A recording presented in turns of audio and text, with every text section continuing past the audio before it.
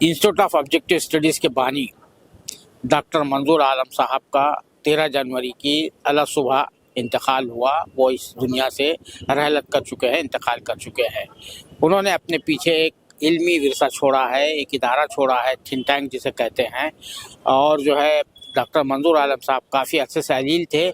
आज सुबह बताया उनके घर ख़ानदान के ज़राए के मुताबिक 5:30 बजे सुबह में उनकी रूह प्रवास कर गई। आइए उस सिलसिले में बात करते हैं उनके बायोग्राफर जनाब एयू आसिफ साहब से। एयू आसिफ साहब ने उनकी सवानिया उम्री लिखी है। आप मुख्तसरन बताएं उनकी ज़िंदगी, शख्सियत के बारे में। एक रोशनी चली गई, ये एक ऐसा जुमला है जो पंडित जवाहरलाल नेहरू ने गांधी जी की के असैसिनेशन के बाद कहा था।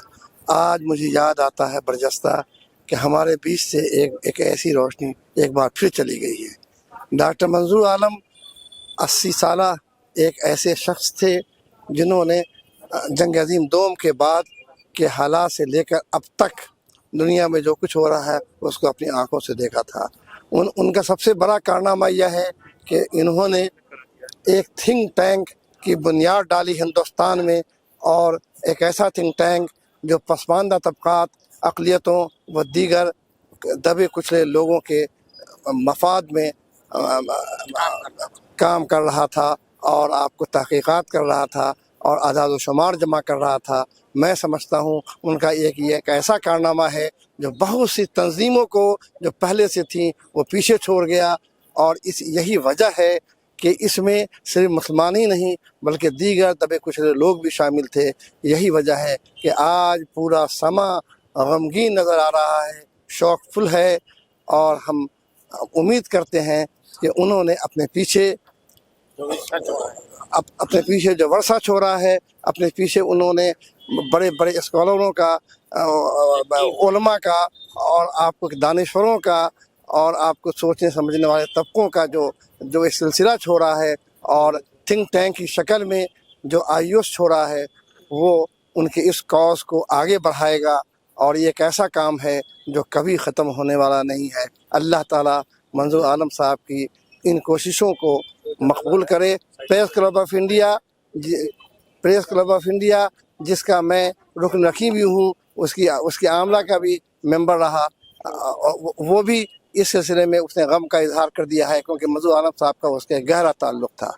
अल्लाह ताला ने गरीक़ रहमत करे। डॉक्टर मंजूर आलम साहब जो थे उन्होंने हमें बुनियादी तौर पे एक तरह से जो हमारा क्या मैं ताली बजाने का और क्या मैं एक तरह से शोर मचाने का वो था उससे निकाला, और निकालने के बाद हमें बुनियादी तौर पे एक तरह से संजीदा और सोच समझ के बात करने वाला बनाया। और उन्होंने बुनियादी तौर पे हमें एक तरह से ये सिखाया कि किस तरह से मुसलमानों को बिहेव करना चाहिए और दूसरों से काम करना चाहिए और कलाम करना चाहिए। उनका बुनियादी तौर पर काम जो है वो उन्होंने एक तरह से हमें ये देखना चाहिए कि जो मसला और मसाइल थे मुसलमानों के, उनको उन्होंने अपने अंदाज से लोगों से बातचीत के ज़रिए करना चाहा, और इसीलिए आज सिर्फ मुसलमान नहीं बल्कि गैर मुस्लिम भी उनके की याद में क्या मैं एक तरह से क्या मैं रो रहे। डॉक्टर मंजूर आलम साहब के साथ मैं 20 सालों से जुड़ा रहा। ये ऑल इंडिया मिली कौंसिल के जनरल सेक्रेटरी थे और बहुत सारे इदारों के, तंजीमों के सदर और सेक्रेटरी थे। अल्लाह इनकी मग़फ़िरत करे। खुदा हाफिज़। डॉक्टर साहब की, मंजूर आलम साहब की जो खिदमत है वो कभी फरामोश नहीं किया जाएगा। जितना इनका कारनामा है, जो इन्होंने रिसर्च के काम किया, अब तक किसी ने नहीं किया। और काजी साहब के ज़माने से मैं भी जुड़ा हुआ हूँ, एक अरसे से लगभग 35-38 साल से मैं इनसे जुड़ा हुआ हूँ। मैं IUS का भी मेंबर हूँ, मिली काउंसिल का भी फाउंडर मेंबर हूँ। और डॉक्टर साहब के लिए जो खला पैदा हुआ इसका लफ्ज़ों में बयान नहीं कर सकता। अल्लाह ताला उनके दर्जात को बुलंद करे और हम सबको सब्र जमील अता फरमाए। प्रोफेसर आफ्ताब अहमद साहब, डॉक्टर मंजूर आलम साहब का जो एक कारनामा यही है कि जो मुसलमान एकेडमिक्स थे पूरे मुल्क में बिखरे हुए थे, उनको एक प्लेटफॉर्म पर लाने की उन्होंने कोशिश की। बिल्कुल जी डॉक्टर मंजूर साहब से मैं तो स्टूडेंट लाइफ से जुड़ा हुआ हूँ, मैं उस इदारे से जो है। और जहाँ तक बात है कंट्रीब्यूशन की, उनके एजुकेशन के सेक्टर में जो है बहुत बड़ा कंट्रीब्यूशन है उनका। ये जो आपने कहा कि मुस्लिम एकेडमिक्स, मुस्लिम सोशल साइंटिस्ट, उन सबको एक साथ एक एसोसिएशन भी बनाया उन्होंने, और उन सबको एक प्लेटफॉर्म पे लाने की कोशिश की और बहुत हद तक कामयाब भी रहे, और उन्हें उन मुद्दों पे, उन मौजू पे काम किया जिस पे हिंदुस्तान के अंदर काम नहीं होता रहा है हिंदुस्तान की आज़ादी के बाद से, जो कि मुस्लिम एम्पावरमेंट का सवाल है, मुस्लिम रिप्रेजेंटेशन का सवाल है, मुस्लिम राइट्स का सवाल है, माइनॉरिटी राइट्स का सवाल है। उस पे इतनी कम से कम 400-500 किताबें इन्होंने छापी जो है अपने इदारे से जो है, तो ये बहुत बड़ा कंट्रीब्यूशन है एकेडमिक्स में भी, और ख़ास करके जो है मुसलमानों के लिए जो है। तो मुझे लगता है कि इस तरह के इदारों की ज़रूरत है, और डॉक्टर मंजूर आलम साहब मुझे लगता है आने वाले सदियों में तक जो है जाने जाएंगे अपने काविशों की वजह से, अपने कंट्रीब्यूशन की वजह से। हम सब लोग उनको सराहते रहे हैं, और हम सब लोग उनके उस कारवां का हिस्सा हैं कि उनके उनसे जब भी मिला मैं, तो हमेशा कुछ ना कुछ सीखने को मिला मुझे। हमेशा, मैं पॉलिटिकल साइंटिस्ट हूँ, लेकिन कई बार उनके जो पॉलिटिकल इंक्वायरीज होती थी वो कई बार इंसाइट्स मुझे भी देती थी, तो और उनका तो उनसे एक रूहानी रिश्ता रहा है, मैं तो क्या बताऊँ, बोल नहीं पा रहा हूँ उनके बारे में। मैं डॉक्टर साहब के संपर्क में 2001 में आया, और इनके तमाम तंजीमें जिनको इन्होंने बुनियाद डाली है, इन सबको देखने से ये पता चलता है कि डॉक्टर साहब ने बेज़बानों को एक ज़बान दी है, और जो इन्होंने ये सिलसिला शुरू किया है अपनी बात कहने का, लोगों की बात सुनने का, और कॉन्स्टिट्यूशनल और डेमोक्रेटिक पैराहन में एक डेमोक्रेटिक सोसाइटी में अपनी बात रखने का, ये एक नया चीज़ था, और सही मानों में बेज़बानों को ज़बान दी है, जो कि उनके साथ शुरू हुई है, और ये सिलसिला चलता रहेगा। ये जो उन्होंने काम किया है, इंशाअल्लाह इसके समरात आने वाले वक्त में कम्युनिटी को और देश को मिलेगा और मिलता रहेगा। फ़िक़्ह एकेडमी से आप वाबस्ता हैं, मंजूर साहब का भी फ़िक़्ह एकेडमी से भी ताल्लुक़ है, उस हवाले से आप बताइए। बिस्मिल्लाहिर्रहमानिर्रहीम, सलातो वस्सलाम। आज जो है डॉक्टर मंजूर आलम साहब, जिनको मैं मोहसिन मिल्लत समझता हूँ, वो एक बड़े अजीम दानिश्वर थे। मुल्की, मिली, हर तरह के मसाइल पर उनकी नज़र होती थी, दीनी। इससे दीनी नुक्ता नज़र का जीता जागता सबूत जो है इस्लामिक फ़िक़्ह एकेडमी इंडिया है, कि वो इस्लामिक फ़िक़्ह एकेडमी इंडिया के बानियों में से है। और डॉक्टर साहब जो हैं हमारे हज़रत क़ाज़ी मुजाहिद इस्लाम साहब रहमतुल्लाह अलैह के न सिर्फ ये के दस्तरास रहे, बल्कि दोनों ने अपने राय से, अपने मशवरे से किस तरह से मौजूदा दौर में मिल्लत को दरपेश दीनी मसाइल को हल किया जा सकता है, दोनों ने सर जोड़ करके सोचा। इससे पता चलता है कि वो एक बड़े अजीम इंसान थे। यही वजह है कि जिस तरह से हम हज़रत क़ाज़ी मुजाहिद इस्लाम साहब रहमतुल्लाह अलैह को इस्लामिक फ़िक़्ह एकेडमी का बानी तस्वुर करते हैं, ऐसे ही डॉक्टर मोहम्मद मंजूर आलम साहब जो आज हमारे दरमियान नहीं रहे, अल्लाह ताला उनको गरीक़ रहमत फरमाए, वो भी फ़िक़्ह एकेडमी के बानियों में से थे। बड़े अजीम इंसान थे, ऊंची सोच के इंसान थे।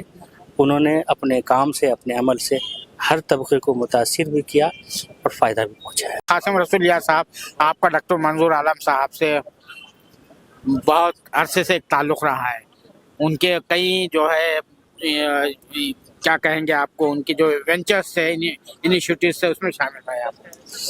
देखिए डॉक्टर साहब से मेरा ताल्लुक़ 1986 से था, और जितने भी इदारे बने कई इदारों में मैं साथ में भी रहा हूँ, और वैसा भी कई मामलात में अक्सर बेशतर नशस्तें रही हैं, बातें हुई हैं, गुफ्तगू होती रही है। तो बहुत देरीना ताल्लुक़ था अल्हम्दुलिल्लाह। ज़ाहिर है कि उनके इंतकाल से एक बड़ा खला पैदा हो गया है मिल्लत के अंदर, इसलिए कि वो एक मुफक्किर भी थे, एक थिंकर भी थे, और कई अहम इदारे उन्होंने कायम किए। यानी IUS तो बहरहाल एक तहक़ीक़ी और अदारा था, एक थिंक टैंक था। इसके अलावा भी फ़िक़्ह एकेडमी के क़याम में, मिली काउंसिल के क़याम में उनकी बहुत ही बुनियादी यानी हैसियत रही है। तो बहरहाल पिछले कई साल से वो अलील थे, तो इंतकाल हो गया आज उनका। बड़ा सदमा हुआ इसलिए कि उनके जाने से एक बहुत ही ज़बरदस्त खला पैदा हुआ है। अल्लाह ताला से दुआ है कि उनकी मक़फ़रत फरमाए और उनके दर्जात बुलंद करे।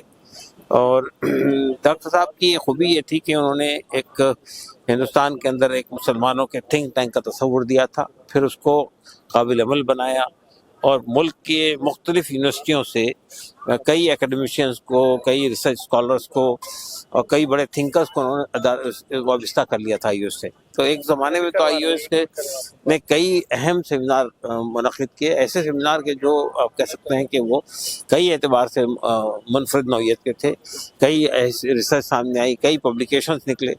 تو اللہ تعالیٰ ان کی خدمات کو قبول فرمائے اور ان کے درجات کو بلند کرے. کارگزاریاں سن کر میری یاد آئے گی ضرور. خدا سے دعا کرنا میری مغفرت کے واسطے.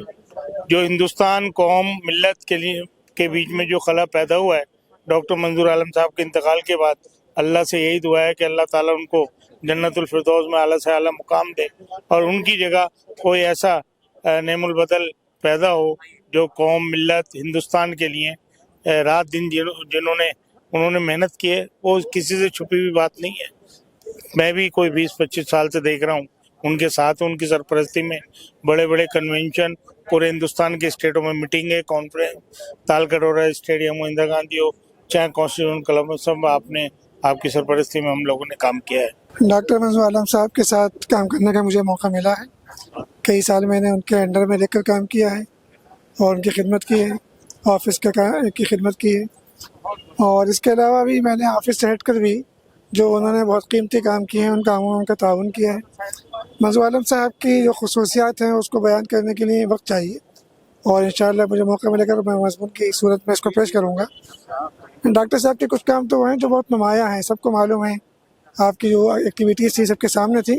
کچھ کام وہ ہیں جس کے لوگوں کو خبر نہیں ہے اور وہ بہت زیادہ قیمتی کام ہیں. تو اس میں کوئی شک نہیں کہ ڈاکٹر صاحب ہندوستانی مسلمانوں میں ان چند لوگوں میں سے ہیں جو سنجیدگی سے مسائل کو سوچنے والے تھے اور مسائل کے حل کے لیے دور اندیشی کے ساتھ پالیسی بنانے والے تھے. ان کے بہت کام ہیں، اللہ تعالیٰ کی مغفرت فرمائے. ان کے تمام کاوشوں کو اللہ تعالیٰ قبول فرمائے اور ان کے اچھا جانشین پیدا فرمائے. ڈاکٹر منظور عالم صاحب کی ملی خدمات کے حوالے سے آپ کچھ فرمائیں. ڈاکٹر منظور عالم صاحب سے میرے برادرانہ اور دوستی کے تعلقات اس وقت سے ہیں جب وہ مسلم یونیورسٹی علی گڑھ میں تھے. خیر یہ تو ایک ذاتی پہلو ہوا، البتہ طویل عرصے تک ملت کی خدمات انجام دیتے رہے ہیں. انہوں نے فانا فیچر نیوز الائنس بنایا تھا، بہت ہی یونیک اسکیم تھی وہ، جس کے ذریعے اخبارات پہ اردو، ہندی، انگلش تینوں میں وہ مضامین بھجوایا کرتے تھے. پھر آبجیکٹو اسٹڈیز بھی ایک بہت ہی اہم ادارہ تھا جس پہ انہوں نے ڈائلاگس کے مواقع فراہم کیے. بہت ساری کتابیں اس سے جو متعلقہ ادارہ تھا وہ چھپوائیں، تو ان میں سے کچھ کتابوں سے استفادہ کرنے کا موقع ملا ہے. بس ان کے اس نمونے پر اور لوگوں کو کام کرنا چاہیے.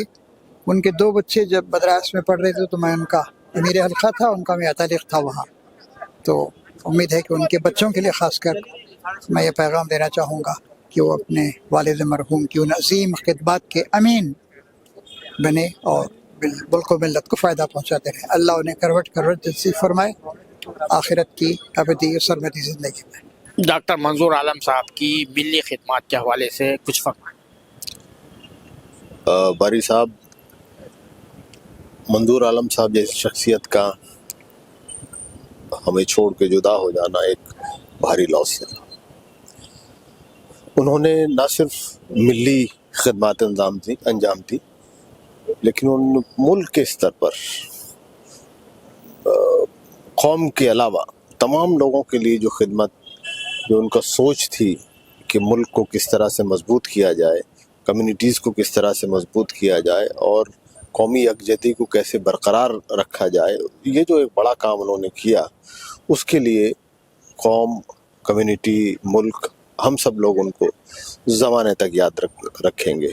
اور میری یہ دعا ہے کہ اللہ ان کو جنت نصیب کرے اور ان کا جو کیے ہوئے کام ہے وہ کمیونٹی کے لیے، چھوٹے بچوں کے لیے، چونکہ ایجوکیشن پہ بڑا کام تھا ان کا، ان کے لیے ہم ان کے راستے پہ چلیں، ان کے جو کام چھوٹ گئے ہیں ان کو ہم مکمل کریں، یہی میری خواہش ہے. ڈاکٹر منظور عالم صاحب اس دنیا سے چلے گئے لیکن انہوں نے اپنے پیچھے اپنا ایک کارنامہ چھوڑا ہے، وہ ہے انسٹیٹیوٹ آف آبجیکٹو اسٹڈیز. علاوہ ازیں انہوں نے کئی ملی اور رفاعی کام بھی کیے جس میں کئی ادارے قائم کیے گئے، جیسا کہ فقہ اکیڈمی ہے، ملی کونسل ہے، تعاون ٹرسٹ ہے، اور بھی کئی ادارے انہوں نے قائم کیے جو ملت اور ملک اور ملت کی خدمت کے لیے وقف کیے گئے، اور ان کا جو اصل جو کارنامہ ہے وہ یہی ہے کہ جو ملک بھر میں جو پھیلے ہوئے مسلم سوشل سائنٹسٹ تھے، پروفیسر تھے، اکیڈمکس تھے، ان کو انہوں نے ایک پلیٹ فارم پر جمع کیا اور ان کی صلاحیتوں کا، ان کی جو ہے جو کچھ بھی استعداد تھی اور ان کی جو ہے علمی کاوشوں کو ایک جگہ لا کر ملک و ملت کی جو ہے ترقی کے لیے اس کو استعمال کیا، اور اس کے نتیجے میں انسٹیٹیوٹ آف آبجیکٹو اسٹڈیز کی طرف سے کئی اچھی کتابیں شائع ہوئی، تحقیقی مواد اس میں شامل ہے، اور خاص طور سے جو سچر کمیٹی کی جو رپورٹ آئی تھی وہ انسٹیٹیوٹ آف آبجیکٹو اسٹڈیز میں جو مواد جمع ہوا تھا، جو لٹریچر جمع ہوا تھا، تحقیقی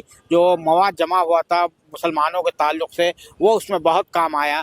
تو یہ جو سرمایہ وہ چھوڑ گئے ہیں، اور یہ جو سلسلہ ہے، امید ہے کہ ان کے جو صاحبزادگان ہیں اس سلسلے کو آج آگے جاری رکھیں گے اس کو، اور سچی خراج عقیدت یہی ہوگا کہ ان کے بچوں کی طرف سے کہ وہ اس ادارے کو قائم دائم رکھے، جس شان اور وقار کے ساتھ انہوں نے اس ادارے کو چلایا، انسٹیٹیوٹ آف آبجیکٹو اسٹڈیز کو چلایا، وہ اسی روایت کو آگے بڑھائے۔